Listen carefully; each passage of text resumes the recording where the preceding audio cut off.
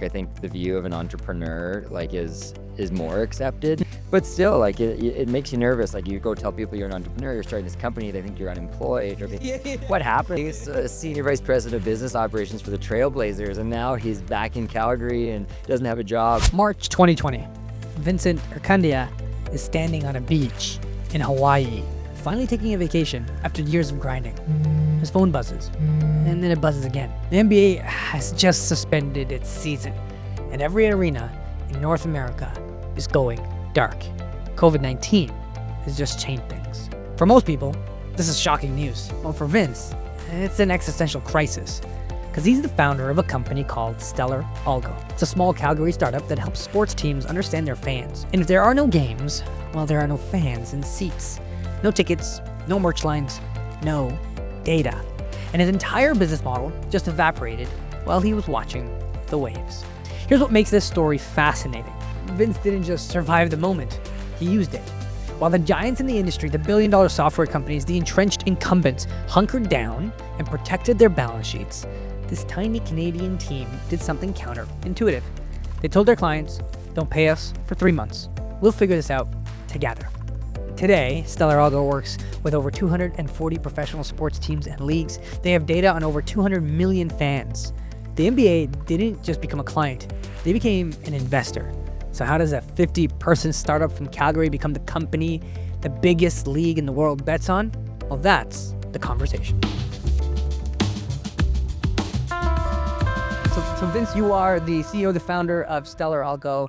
Tell the audience a little bit about Stellar Algo. Let's just start high level to really get us going. We're really proud of what we're building at Stellar Algo. We have a platform that we've been selling into the sports and entertainment industry now we're on our 9th year, believe it or not. It's gone by very fast in some regard. In some regard, it feels like a lifetime, but it's been really enjoyable. But yeah, we have a platform that over 240 of the world's largest sports teams and leagues use to better understand who are our fans, what are the right opportunities for us to continue to grow fans and essentially stop spamming people, more messaging than they've ever gotten from advertisers and businesses. We try to use data to help cut through the noise so that fans can get messages at the right time and grow their fandom. That's really cool. And so you're connecting these sports to their fans.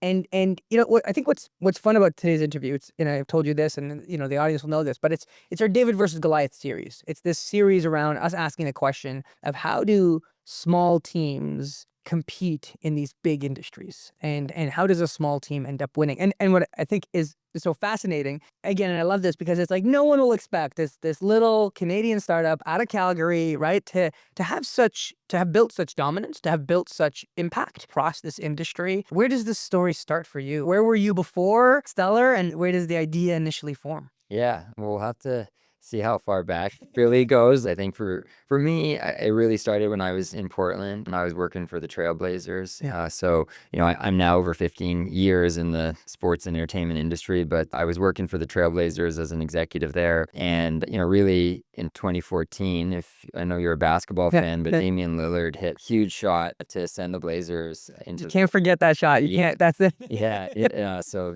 Game 6, it was an iconic moment for the franchise. And, really it was, the first time in many years that the Blazers had advanced that deep. And yeah, it was sort of this huge moment in Portland, and actually, across the NBA, people knew about this moment, and we saw fan interest and demand really sort of popped. We were selling merch, we were selling tickets, but in sort of the months that followed, it became evident that sustaining that kind of momentum, we didn't really understand our fans well enough in order to capitalize as fully as I would have liked. And yeah, everybody loves the Blazers in Portland. They love that team, but they all have their own journeys into becoming a fan, and they have different messaging, different reasons for identifying with the team. And we weren't really able to tap into that in a way that allowed us, I would say, to really capitalize on it. And we were using a lot of tools. We had a lot of technology. We were spending money, but the technology failed to be able to make it easy for us to be able to really scale those sort of unique journeys for our customers. And that's really where I started to think,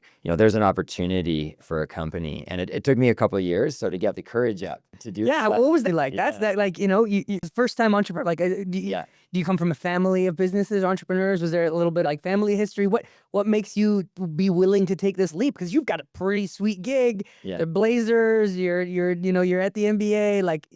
That's It's comfortable. Yeah, yeah, it was comfortable. I loved it. We were working hard, but I loved the city of Portland. I loved my job. But yeah, I started to think that there was an opportunity, an idea. My grandfather was an entrepreneur. I have an uncle that was an entrepreneur. And then my dad he was a lawyer for a long time. And I grew up in a single parent family because my mom passed away when I was really young. And I saw my dad, agonizing being a lawyer, not enjoying it. And, he always said the good thing about, going into business or being an entrepreneur is that you can make money when you're, not billing the hours necessarily. So, what I found is being an entrepreneur is punishing in a whole different way. Yeah. So, but I'd never been an entrepreneur, so this is my first time. So it was really scary. And it did really take me a couple of years to get up the courage to do it. And, I ended up, getting married right around the time that I was transitioning. Same time. We get married and started a business. Same time. But the marriage was actually a real catalyst Yeah. for it because, my wife and I were from, Calgary. And, it was sort of evident that for community and building a family, it was going to be better for us to be in Calgary. I didn't know what the hell I would do because I'd been in sports for so long, and the opportunities in sport in Canada, frankly, aren't Yeah. quite as big. So that's where I started to think of like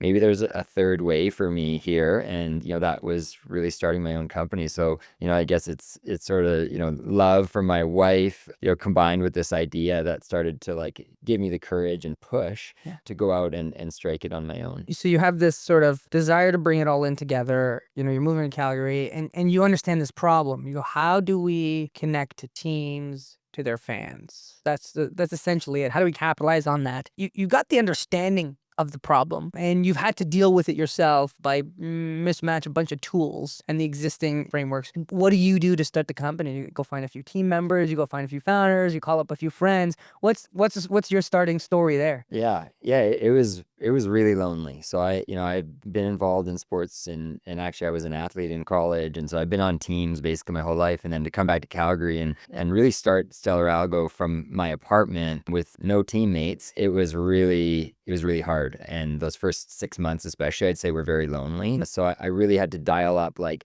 going out and networking and putting myself out there. And I think it's really changed in Canada now. Like I think the view of an entrepreneur like is more accepted, but still like it makes you nervous. Like you go tell people you're an entrepreneur, you're starting this company, they think you're unemployed. Or what happened to this Entrepreneur means unemployed. He's a senior vice president of business operations for the Trailblazers, and now he's back in Calgary and doesn't have a job. That's what I think people probably thought. But I did network, and I ended up meeting some incredible people in technology in Calgary just through like, small networking events and talking to some of the friends that I had that knew people in tech. And, you sort of meet people that you don't vibe with right away. And, what I've learned over time is like just trusting my gut and intuition a lot. I ended up meeting Sean Finn and Joseph King, who came on early as co-founders with me. And, they're really, I'm the domain expert, as you say, so I really understood the pain points in the industry very deeply. And I think has been a secret to our success as we've had to reinvent ourselves over and over. That's a big advantage for us. But then Joseph and Sean are, world-class talents on the product and then, on the engineering side. And it's a combination of the three of us and our separate skill sets that have led us to where we've been successful. So you get the gang all together, you get the team together, you get some co-founders together, and you start building. And what are some of the early moments of when you go, you know what, this is working. Like there is something here. What are those early moments? Yeah, we were really bootstrapped in the early days, and I think a lot of companies start this way. And thankfully, the Blazers and a couple other NBA teams in the early going essentially gave us a consulting contract to help them on a services basis. Yeah. And I didn't pay myself for a number of months to capitalize the company. And then we used that knowledge and time with these potential customers to understand the pains and how we could solve them. And we started to build product. Joseph and Sean, so we really started building the product, I'd say in January of 2017. And then we bootstrapped to launch a platform at the end of 2017. And those early consulting contracts, I think 2 of 3 of those converted into sort of our first companies that came onto the product. And so it was fun. Honestly, like it was really fun in those early days because you have so much flexibility in terms of how you're working. I'm intimately involved in basically,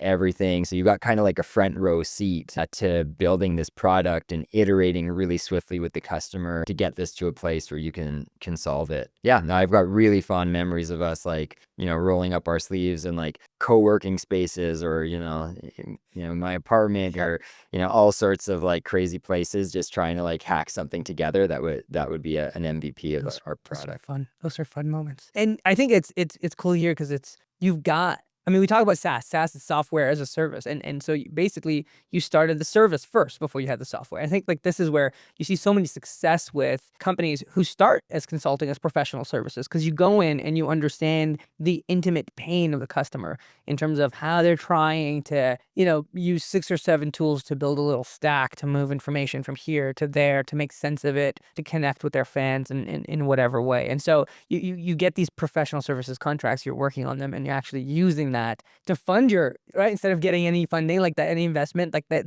Customers are funding you, and then you're building product around it. What's the landscape at the time? So you're kind of this little upstart. You got this idea, this problem. Are there some existing competition? Is there some existing Goliaths in the space? What are the sports franchises already using that you're sort of going up against? So there's a combination of competitors in the space. On one end, you've got like these big horizontal platforms that have seen sports grow, and the industry's really grown because it's built on what is the world's most passionate customer, right? People forget that, but like, if you send a survey out to sports fans, you're gonna get 30% of them answering. If you go to a drugstore, if you get 0.3% of them answering. That's interesting. I didn't know that, but that's like they're the most passionate customer. Yeah, so you get a ton of data. It's their team. Like I was you're watching sports, you're behind the TV, and you're yelling as if you're the coach, right? Like I would do it differently. Yeah, exactly. Yeah, so that passion is valuable, especially in a time where people's attention is so so federated into so many spaces. Sports is like this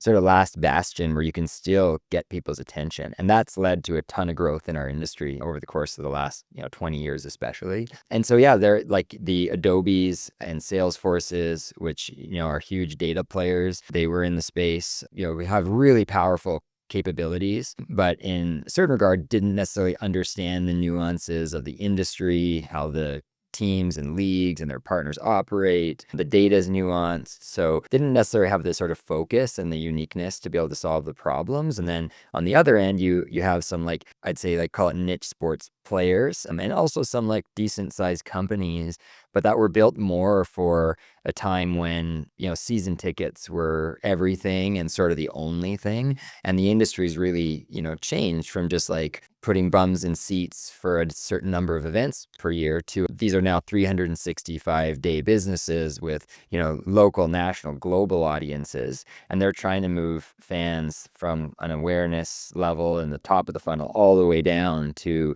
highly engaged customers that are buying and engaging with a multitude of products. And so we launched a platform that sort of sat in the middle of those two, frankly. Enterprise capability and flexibility on one end, but with a sports specific sort of vertical software focus. And that sort of white space, I think, was really in the early days for us. We found a bunch of running room there and sort of uniquely solved a problem and inspired. Like we were still building the product, right? So you're figuring it out as you go, like you're selling it as you go. Yeah, we can do that. That's right. A lot of that, which creates like culturally, like that's exciting. It's dynamic, but it's also challenging to try to deliver on that sort of vision and hope in the early days. But we were able to find some traction, and then the team did execute. I think we out executed anybody else in the space when we were bringing our product to market. And so what were some of those, you think back now to the early days, what were some of those either insights or advantages that you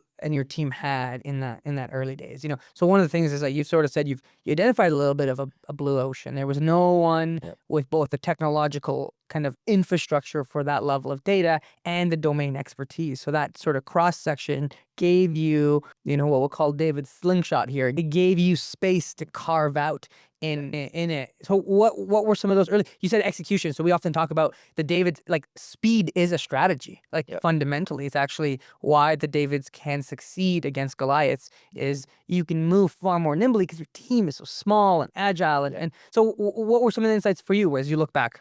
Yeah, I think for us, the number one is like getting time with those customers Mm. so that you can iterate around the right solution to their problem and truly solve it, right? Because I see where a lot of companies struggle, and this could be other startups, but also major companies, is once you start to do a lot and you sort of dilute your focus, you're gonna have a hard time fully solving a problem to the extent necessary. And Mm. so we were really focused in the early days on this problem of making it possible for the teams to see their fan profiles in one place and just understand who their fans were and what was unique about them, sort of this like single view of the customer. That was something our industry was really struggling with. And our platform now, we've stacked products on top of that. But at the time, that was a challenge. That was like the number one challenge that we were seeing time be wasted for these customers. And I like that insight, Vince, because what you're sort of saying is you went niche, but you also said we're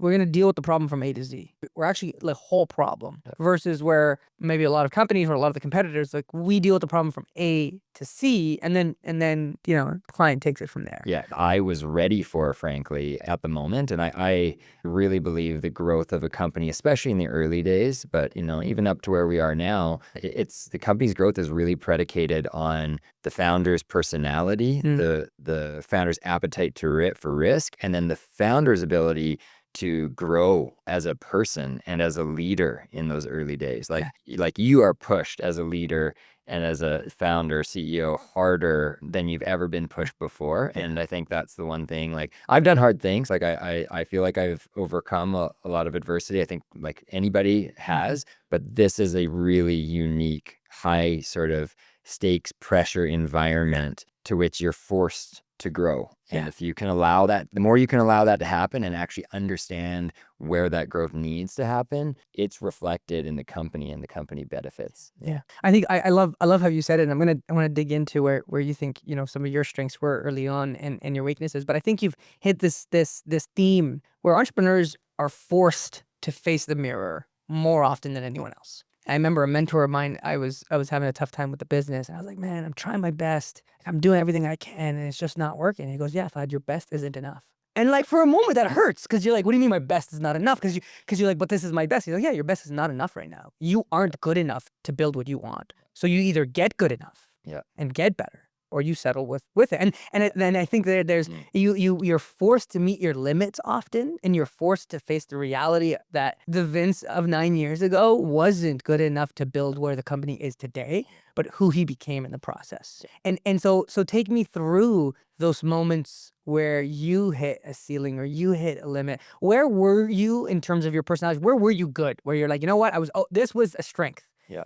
And I was really good at this early days, but this area just, I hit my head on the wall a few times before I could, break through it. Yeah, I think like the strength for me is on that, like, this maybe doesn't make me sound like this visionary leader, but I honestly think at the time it was my ability to understand a problem that could be solved and rally a team around solving something that I was confident we can solve. And not taking like these, like, we think of the entrepreneur as this like visionary risk taker that's like, has this huge, crazy idea. And, there's cases where that happens. But for me, especially 9 years ago, that wasn't the personality. It was, we were going from a man, and the moments would be things like we were doing these services business. I could have had a really good consulting business and probably done pretty well financially doing that. But I realized and understood myself well enough to say I know that's not going to be enough for me. I want more. So a strength of mine is I do want to build and push and grow and create change in the world. And I knew that. And that's not for everybody, but I knew that in those early days. And so that's where Sean and Joseph, my co-founders, came in. And that moment, me and those guys in a coffee shop, like a Starbucks in Southwest Calgary, and these guys walk up and I'm like, so they knew each other? They knew each other. Yeah. And they were sort of assessing me and I was betting them. I remember thinking like, it was scary, right? Like, how am I going to bring these guys into the business? Now I got to start to, pay other people and think about, equity and dividing the company up. That was really hard. But I I knew I needed them to solve those problems, and so we did hit it off right away. It was evident that we clicked and connected, and yeah, and then I think the vision side is where I was weaker, like having this big, huge vision, and where other founders might have this massive vision in some massive market, they go out and raise capital, and they don't have a product, they have no revenue. You see that a lot in the U.S., and we've seen, that's a riskier model in many ways.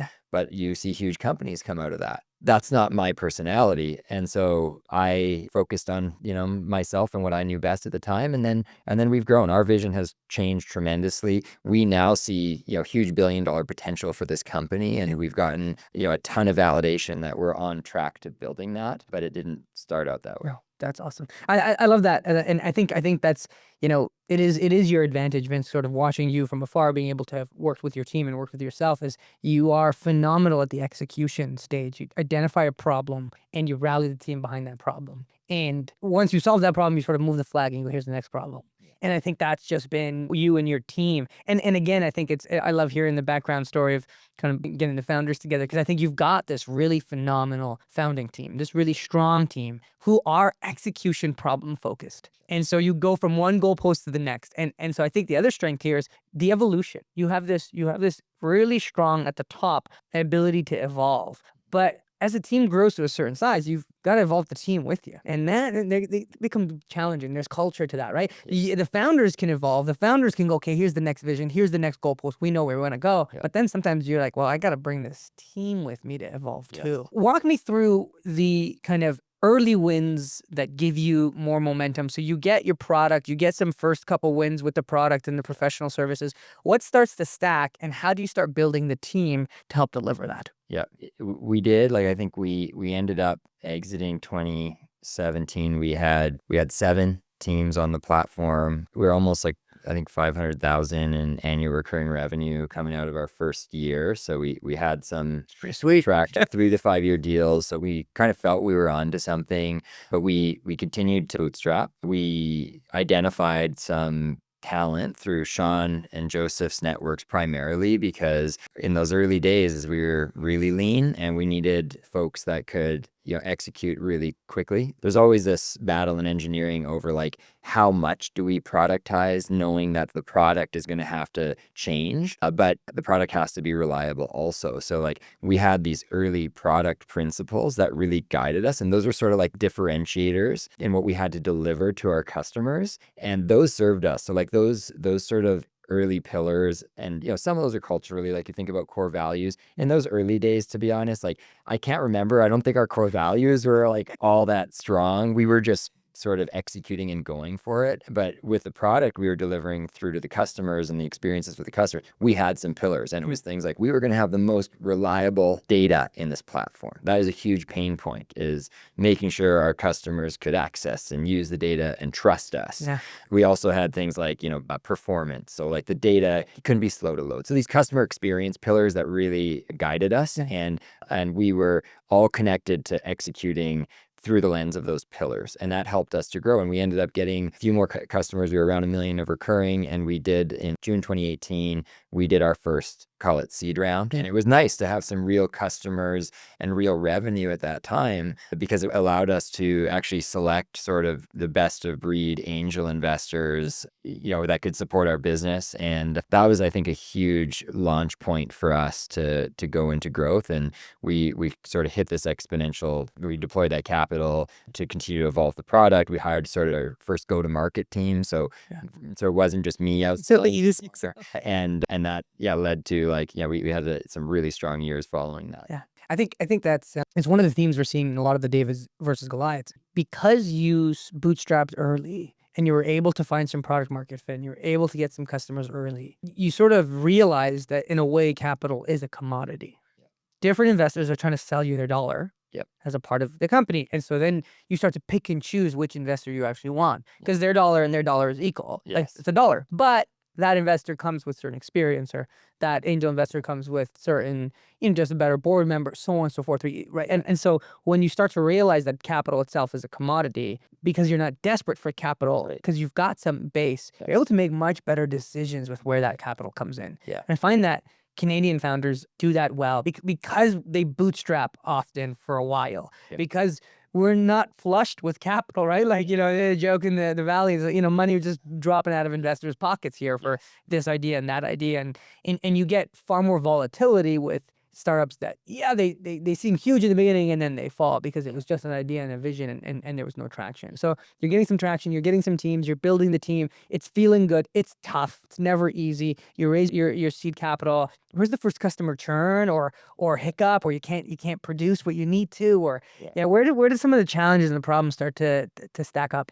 Yeah, and there's been, needless to say, like a number of moments. Like I'd say one that comes to mind is we on the back of that success that I'd mentioned and that really strong run, and even that it's not linear and up and to the right. Like it's really not. But we had some success, and it really, I remember I had a long needed vacation with my family, and we took it. We were in Hawaii, and it was right when COVID started. So basically sports started to shut down, and like the NBA, I think, announced that they were going to stop all games. And I was like coming off the beach in Hawaii, and we were in the middle of closing an extended seed round. And we had basically, the reason I was there was because the deal was in principle agreed to, and it was all basically just, we were at paper. So it wasn't necessarily a celebration, but it was far enough along that I was comfortable. Like now it was just administrative, and the world sort of stopped, and especially in our space. And so that was really hard because I have to talk to our team when I'm not even in front of them and say, hey, you guys, like, hang in there. We don't know what's going to be coming here, but like, we're going to figure this out together. And then I'm on the phone, like, it ended up being the worst vacation I've ever had. Yeah. Because between telling our staff, like, hang in there, guys, and then working through things with these investors, because we did end up getting the deal done, but we did have to renegotiate on, valuation. It was really tough. And so that was a moment that, really comes to mind. And then, to your point earlier, like when you think about the team that got you there and who's going to get you there next, that's been a really hard reality and lesson that, I've learned along the way. And I had enough, I guess, hubris maybe is the word, to believe that as a leader, I'm going to be able to evolve my team so that they're going to be ready for the next, leg of the journey. Like, I'm a good leader. I can coach our people so that they're always going to have a place for us. And unfortunately, the business is so dynamic, fast-paced, conditions change so much that that's not always the case. Sometimes outpaces. It does. Yeah. Sometimes it does just outpace your ability. And for me as a CEO, there's so many things I'm trying to do. We always try to prioritize our people. I'm really proud of the culture that we have. But, I think the reality is you can't bring everybody along, and you have to, it's one of the hardest things I think of actually, being a CEO, is just that is the reality. Yeah. So you're going to have those hard moments. When you do have investors, we've got great investors. We've been really cautious there. They've been supportive, but those investors want to know that you can make those hard decisions, and you gotta keep it going, or else you're gonna lose the business and the team, and that benefits no one. So those are tough, especially with the team members that were there early on. Yeah. Right. It's hard. Right. We talk about, do you reward loyalty? Do you reward performance? And hopefully it's a Venn diagram where they're crossed over. Yes. And that can be difficult. So in this sort of act 2 of the journey, your COVID hits, you got to evolve, different members of the team to try and get to this next stage. And usually in act 2 of these stories is when the competition starts to pay attention to you, because now you're eating other people's lunches. Now you're taking over some market share. Before, you were just a little fly on the wall, no one's paying attention, but your customer count's starting to increase. Your brand name is starting to increase. What point do you find that the competition started to get a little more fierce because you started to build a bigger brand that was being noticed? Yeah, definitely. I think like when we hit 10 million of annual recurring revenue, like it was around that moment. So that would have been around 2023. That's when we coming out of the pandemic, sports had continued to grow. Other companies had seen what we had built. Yeah. And so some of those like big horizontal Goliaths started to say, hold on, these guys are building a real business and they actually have more market share than we have in this industry. What's going on there? What are they doing? So those sleeping giants start to wake up a bit more. Yeah. And then there's also some small startups. Like I think sports is a sexy enough space that we see a lot of startups come and go. But we did see some startups, and we still do, piping up that try to emulate what we're doing or say, hey, we can do it better than Stellar Algo. My own belief, and this to use a sports analogy, is like you kind of got to play your own game. That's always served us. It's first knowing who are we, why are we different, why are we better, how do we win, what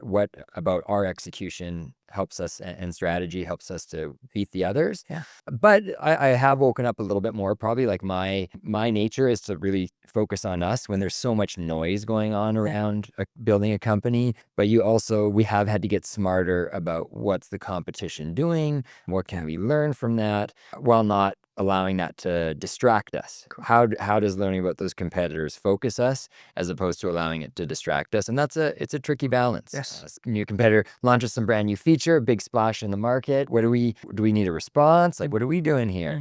Trying not to lose your cool, but also being aware of the forces around you. Yeah. Yeah, I think it's interesting because you can sort of see the phases in the early stages of a David story. You're sort of this focus on yourself, just get enough resources that you can survive, get enough customers, figure out what you need to do to win. And then you get to this mid-size, your 10 million ARR, where you're now loud enough and big enough that the sleeping giants are paying attention to you. But now you've got little rugrats also popping up that are saying, wait a second, there's a big enough market here. Maybe we can take parts of it. And so you actually start to, you've got to battle both sides. And I think you said something interesting. It's you can't focus too much on the competition, because if you do, what we see with the Goliaths is that they become super defensive, and their game becomes a game of defense, where they're just trying to protect their margins and hold on to the market share versus trying to innovate and try to figure out the next part of the market and where it's going. Yeah. And so if you focus too much on the competition, you become defensive. And if you don't focus at all, you don't figure out how you actually get to win. In this 10 million ARR stage, what are the insights that allow Stellar to win? So how do the insights transform from the early stages with building the product and the professional services to this stage in 2023? What does allow you to win? What is your slingshot in these moments? Yeah, like I think the big one is, and it gets harder, is getting that clarity of what are you trying to succeed at specifically. What's the one thing that we've got to achieve in a given time frame? I'd say that's important. So, but it's the elements that I think you and I have talked about this before. But if we don't have clarity on the purpose, then this is hard, and the business is big enough now, and there's challenges that pop up that if we don't know why we're doing this and our staff can't really connect to that, we're gonna lose staff. And that hurts us. We can out execute people if that doesn't exist. So I think our purpose is really important. It's thinking about core values, I think, still come up and are so underdone. Like people, it still baffles me. People put them on their website, or they're putting them on their wall or something. Like, I did it. We went to a weekend retreat. We wrote a few, and we made a little poster out of it. Yeah, but you change. Like if you change the conversation now to say, you have a conversation with somebody weekly and say, what would you give yourself out of 10 if you were scoring yourself out of our core values? Give me an example of that. That raises awareness to a new level. So it's the clarity and intentionality around the culture that you've built and what are you trying to achieve, I think, in the business, and what some of that ultimately differentiates you tangentially, but then also being clear about what are our sort of differentiators. And I can tell you, for us, it continues to be our ability to swiftly understand the problems our customers are faced with and then deploy product to solve that problem from like an external perspective. And then we measure those things, right? But I love the quote, you can't manage what you can't measure. And like that for us has never become more true. And as we grow, I think like that's just going to continue to be the case. Yeah. I think you've also stayed a certain size that's allowed you to keep people's focus in the direction. Yeah. Right. I'm sure there was moments in that growth where you sort of start to see different teams working on slightly different priorities, right? And it's often an exercise we do with teams where we'll get different directors together and we go, what are the priorities? And we see what they put up on the wall, and you realize you're like, okay, you put 6 different, you're all trying to score in different nets. Yeah. And so if we're all trying, and so I think that's why you're anchoring on the purpose. You're anchoring on the purpose. You're anchoring on the strategy. You're anchoring on the core values, because we have to find a way. We talk about how Davids are more nimble, but they're more nimble because you keep people focused on the direction, and it's easier to shift direction versus when you've got this Goliath, so many people, it's hard to move that machine. It's hard to turn that boat around. Yeah. And you've had a few moments of cultural change. You've had a few moments of big change management. Yeah. How was that? How are those moments with the team and with the culture? Yeah, they're hard. I think they're meant to be hard because you're forcing change on an organization and on people. And in those moments, like we've done a couple times where we've restructured and rebalanced the org. So that means saying goodbye to some people. Yeah. In certain cases, that can hurt the trust that people have. And that's always the fear, right? I think the good thing is when you make the hard changes, usually the people that are best suited and aligned for the business and where you're going next, they actually get energized in those moments. That does continue to surprise me, but it doesn't mean that it's still not hard for the organization. A lot of people identify when you think about having a great culture, they think that means like we've all got great job security here. Yeah. We're going to all be here for a long time. And unfortunately, that's not the reality of building a business that's growing swiftly. Yeah. There's too much pressure on it. So I think that's really, I think we've gotten better at this, and you've helped us tremendously, I think, in this area, because we're really good about communicating changes. I think we're really thoughtful, but the follow through that it takes to really be successful in that change management and get over the hump of that change, that's something that doesn't just happen with good communication. No. That's in the weeks and months and beyond that sort of follow. So that's another thing that I've had to learn. And a lot of it, I don't want to say everything comes back to the CEO, but I think the organization's self-awareness to know, like, I'm very forward looking as a leader. And I'm thinking about what's our next challenge? What's that next flag and milestone? Yeah. What are we planting next? And that's great. That serves us in one regard. But sometimes, I look behind me and I'm like, I thought we made this change, you guys. That we made that change. Yeah. And it does, you don't always move through the changes as quickly as I am. And then as becoming a visionary leader becomes a strength of yours, that strength in its extreme is that you're sort of constantly moving the goalposts and moving it further and further out, and the team is still, but we're just trying to execute on this problem that we identified 6 months ago and still trying to work through. For sure. How do you find your leadership has evolved? And so we talked a little bit about how early days you were very problem focused. Early days you were always very people focused. I think that has been a strength of Stellar. You were very culture focused. You've now become a bit more vision focused. So those are some elements of kind of your leadership change. What are some other elements of your leadership change, or even just the leadership team, the founding team? How have Sean and Joseph's roles and mindsets had to also have changed in their ability to lead this team with you? Yeah, I think we've had to get comfortable and excited about being better at things that we definitely didn't have naturally. I think that's been a big part of it. So I think like we've always been very transparent as a group. We've had like this core belief, and I think we've got these strengths that we think need to remain. And so like that people focused sort of approach is something I sure hope we never lose. I don't think we've ever sort of gotten away from that. But for our people to be happy and successful, we've had to get a lot better at things that maybe aren't quite as sexy, like process and actually, I sort of, I think foundationally have this belief that like, hey, if we have, great people, that the work happens and we don't have to really think about monitoring our processes and documenting them and seeing how people are enabling. That was a bit of an eye-opener for me. Yeah. So I wish that I got better at that a year ago. Yeah. And now so our leadership team now, it's like, what are the 9 key processes in the company? Who's accountable for that process? How do we measure it? Those things, and making them very visible every day. Like that's just one example. You're now having to build the machine that builds the product. Yes. That's right. Right? Like you've got the people, but it's, what are a system? Because that now you have those 9 processes, you can iterate on those processes. Yeah. You can make them better. Yeah. You can make them more efficient. You can make them more effective. You can point them. Yeah. Yeah. And scalability. Like we have 240 teams and leagues now that we work with. That's we process 200 million fans for our customers. It's like 50% of the US and Canada's adult population that we have data on now. Wow. So the organization. 250 million fans? Is that what you said? 200 million.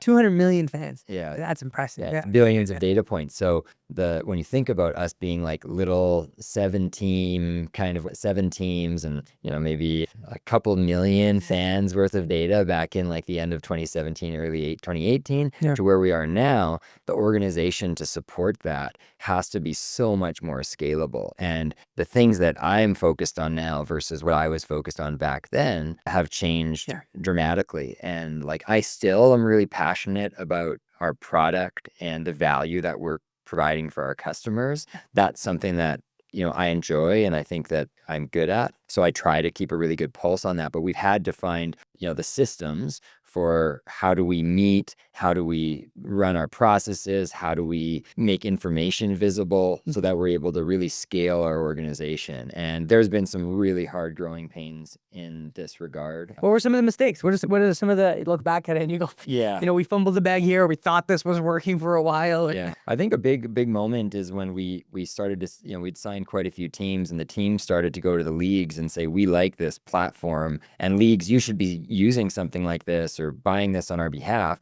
And so we started to sign these leagues, and the leagues it's really going up market. So we had gone up market into these larger enterprises, and it was an engineering challenge. It was sort of a customer success and account management challenge to service these like larger orgs and entities. That was hard for us. We had to make massive changes to how we operated to scale. You just moved up leagues. You just went from college ball to, you got drafted the NBA, and you're like, I'm not as good as I thought. I need a whole new training regimen if we're going to be successful going forward. And so we really had to change out some of our people very hard. We had to look ourselves in the mirror and say, we can't keep operating the way that we are and change the organization. So like, I remember one meeting, we had an offsite this is about 2.5 years ago. We went to the mountains here, Banff National Park, or just outside a town called Canmore. Yeah. I made the call because at the time and we still have our same founders, like Joseph and Sean are still there. That's unique. We have an unbelievable relationship, but we have a 5-person executive team. I said, we got to bring our VPs here too. So we brought I think about a dozen people there. And I remember just like fighting it out in that room about with the constraints, like we don't have enough capital and people to do all the things that we need to do in order for us to deliver for all these customers, let alone keep innovating our product. Yes. And that honestly I remember arguing with one of our executives at dinner. We were out for dinner and she was challenging me on stuff and I was arguing him loudly. I'm not proud of this in the restaurant. People states, I think. But out of that came some really innovative thinking on how we could work better within those constraints to be successful. So what were some of those insights? Because that's fundamentally the challenge of these David versus Goliath. You have less money, you have less talent, you just are smaller. You don't have access to all the things that a bigger competitor might have access to, and you're trying to fight uphill battle. And so you sort of set the stage there at that offsite with your team, and you had to make some trade-offs. What were the insights coming out of that? Maybe specific to Stellar, but also kind of as you look back to them, what were the lessons of that? Like, I think one of the lessons is you can't punt these hard decisions down the road, and you have to make them and face them as early as possible. And it comes back to that intuition for me. Like, once I feel like something's not right, and when I've hurt the business, I think it's when I've said, no, I think we can get through this. Like, we just got to keep our head down and keep going. And resilience is like probably the number one trait of an entrepreneur, but your strengths become overdone are weaknesses. And so the best thing to do is say, this isn't working. Like, we're not going to be able to make it if we don't change something. And so I think the one thing is you've got to get in a room again. And I know companies operate remotely too, but get in a virtual. I agree. And get in a room. Get in the room and put the one problem to solve on the board and say, we're not leaving here, you guys, until we solve this. This has been going on, and oftentimes it's been going on for a while, right? Like that's they're often cross-functional team problems. They don't belong in just one. I find if the problem belonged in one area, it ends up being solved. But it's when it lives in between the departments and because no one person owns the problem.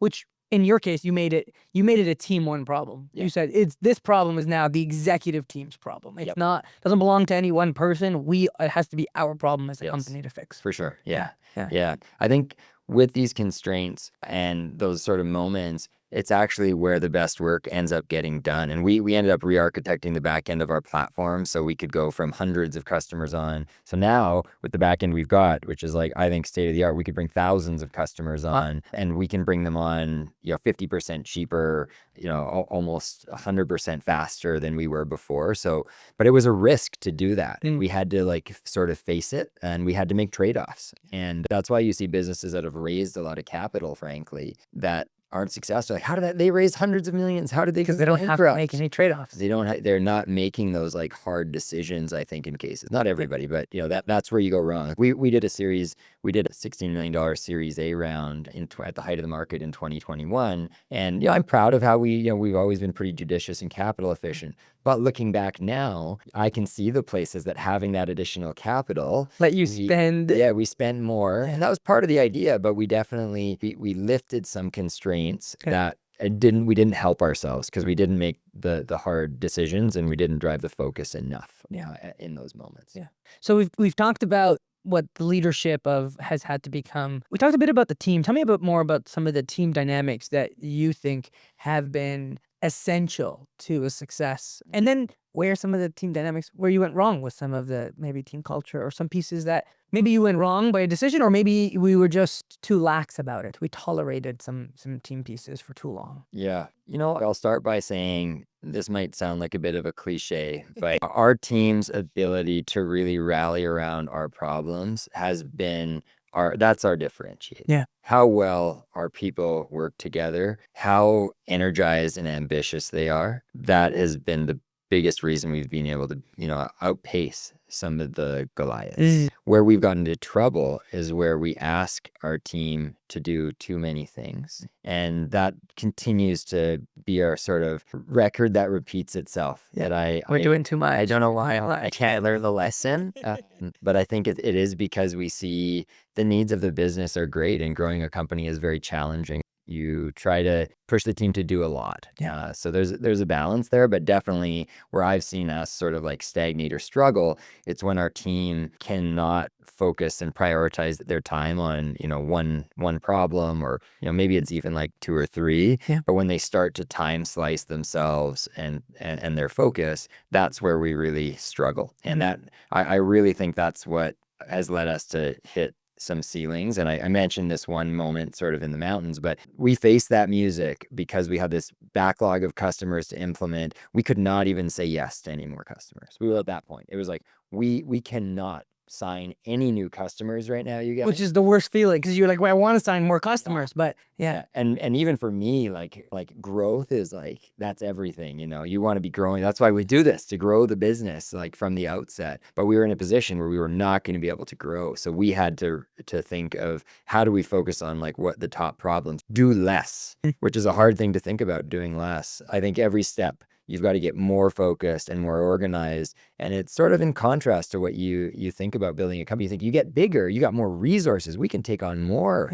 Let's do more stuff. But I think whenever we've done that, or we've done it in the wrong way, it's really hurt and held us back. It's like you're pulling an anchor behind you. So you've constantly got to make those hard decisions to shed the baggage. And then set up your team to like work different and work better together. Like, honestly, like we run a really, I think, tight strategic planning process. It's gotten better.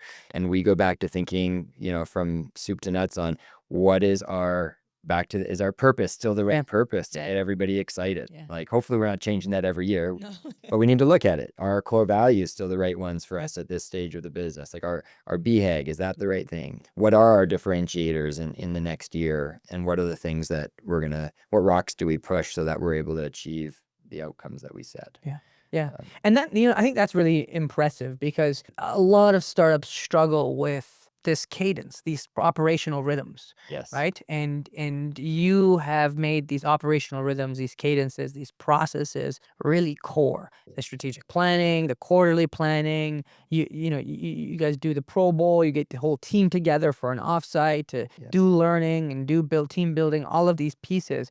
Those have become essentials, pillars to the culture, and help you kind of navigate as cultures change too. I think that's what they've become really well, is sort of, times to revisit the culture as it evolves so that it doesn't just drift, but there's Yes. real intention behind it. Yeah, and I love that. I think that that's what happens. Like I actually still meet with any of our new employees. I don't interview them all anymore, but when they join, I have a cultural orientation that I run. Yeah. And so I talk to them about the purpose of the business, why we created it. We go through the history of the company so they understand, in my words, how we got there. And then I talk to them about culture, and I talk to them about how they can fit into that culture to help us get to the next level. And the thing that I say, like, and I did one of these last week with 3 new employees, I say, you're not joining us so that you can fall in line and continue the great things we're doing here. I said, if you do that and we continue on the trajectory we're on,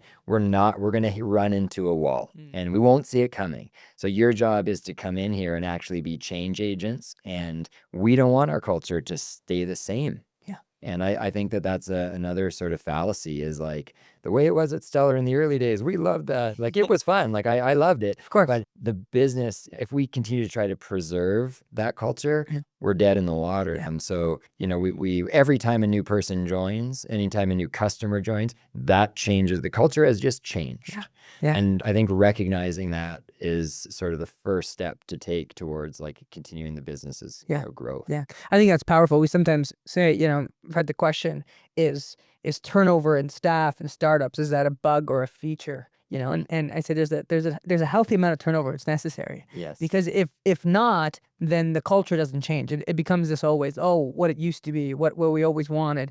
When you get these new folks, they're naturally going to be like, oh, that's not how we do it over there. Yeah. They have different perspective. It's like when you go traveling and you go to a new country, you go, oh, that's different here. Yeah. You just have this immediate perspective of what's different. For sure. Versus, when you're at home, you literally don't pay attention to the roads. You don't pay attention. You don't always see the changes. Yeah. I think that's so powerful that you use and empower the new staff to be like, no, you're the change agents. You're coming in new here, and we want you to have that perspective. Yeah. Well, Vince, we've talked about the strategies of the Davids. We've talked about the leadership of the Davids, and we've talked about the teams. And as you sort of walked us through, a bit of Act 1 and a bit of Act 2, the challenging moments, has there been a climactic moment? I think that maybe the climactic moment is a moment where you called the retreat, you brought everyone in together, you said, we've got to fix this. Your team rallies behind that. Where are you today? Because in many ways, you've become a mini Goliath in your own right. You've captured a significant. You are the leaders in the sports market. Am I correct to say that? Yeah. In our category. In your category, and so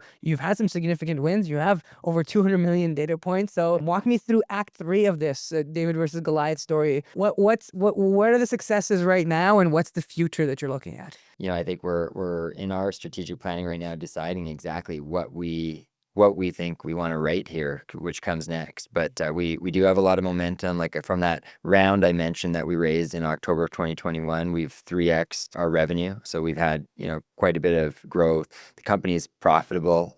So we're in this really strong position, a really healthy customer base. And so I feel like we've built a really great, strong business here, but we're just scratching the surface of what's possible for us. And the world's, most passionate sort of sports entertainment customer, that is just becoming more important. And I think sports and entertainment are a force for good in this world. They're a unifier for communities. You don't have to look too far to read like negative news headlines, and being able to just cheer for something with people you care about or that unify you, I think is going to only become more important on our world. So we're really passionate about, building a company that allows you to connect better with those people as a sports team or league. And then we're seeing opportunities now, like we've been North America based, so we're seeing overseas opportunities. That would be a culture. We're talking about culture. So these are things that keep me up at night and wanting to do those right. But we're seeing inbound interest now from overseas market. There's billions of dollars in advertising spent to reach the world sports fan. And we happen to know more about the sports fan than anybody in the world. So we're in a really big position to be able to grow and create new products, for these advertisers trying to reach sports fans. So we're going to see, I think, some really exciting growth, come in that area. AI is a big opportunity for us. We have this massive data asset that I think is a differentiator for us. But how do we leverage that in a world where the technology and the tools are really changing? Yes. And it's an opportunity for us, but it's a challenge. Customer expectations have really gone up. I think it's an interesting thing because anytime there's huge technological disruption, you see expectations in the short term pace Yes. realities of the technology. But in the long run, they actually tend to underestimate the change that this is going to bring. And so for us, it's up to us to reinvent ourselves again so we can really be the bellwether for the industry. And that's what we've been. Like, we want to continue to be, we want to be bigger, but we want to be David. Yeah. We don't want to become a sleeping giant when the world is changing so rapidly. Yeah. When the tide changes, we say it's interesting. When the tide changes, the Davids use the tide, they use the wave, they ride the wave, and the Goliaths sort of try and block the wave. They try and slow it down. They try right there, sort of fighting it. And I think you're in an interesting space because you have such a phenomenal moat with the data, such a phenomenal moat with the brand. But if you were to ask your team from a first principles perspective, if you were to rebuild today as a native AI, how would that look? And maybe that's an interesting offsite, or maybe that's a hackathon, right? Like, how would you rebuild from a first principles perspective using current, technology? Where would that take us? And can the technology actually meet the customer's expectations? Because I think we're also living in this marketing world where, everyone thinks what AI is capable of because they see a little marketing video of it, doing all this. But it's like, well, really, it's actually a back end of non-AI tools that have just, that require real data infrastructure that allow you to do that eventually. So, Yes. yeah. You get these moments where, like, I had a board member, I was sitting in our board meeting last month and we were talking about some things, and he asked me, he said, is this a moment where we need to be evolutionary with the business and with our product and with our culture, or revolutionary? And I love that question because I need to ask myself that constantly, and especially when you're having success. Actually, when you're having the success, if you just think, oh, we gotta just keep evolving things to ride this wave, you can end up slamming into a wall. And we've had that happen to us too. So it's being ahead, and it's the hard part, is knowing when to take that more revolutionary approach. And usually for us, knowing myself, I like to evolve things because I'm more risk averse, but I have to push myself to say, hold on, the signs are there. You have to make these hard calls and really, put the revolution in play. Yeah. I think you've summed it up so well with these sort of David versus Goliath stories, because that's exactly it. There are times when the Goliath is just trying to evolve, and the winner is the one who revolutionizes. And that's sort of the question: is that the case? Is it not the case? Can you do that within the company? Awesome. Well, Vince, this has been fun. This is a great conversation. I feel like I learned a lot more despite watching the story and being part of it for a little while. Thank you for taking your time here today, sharing the story, sharing some of the strategies, and reliving some of these moments with us. Yeah, anytime. Awesome. Do it anytime. Thanks a lot, Fahd. Appreciate you. Thank you.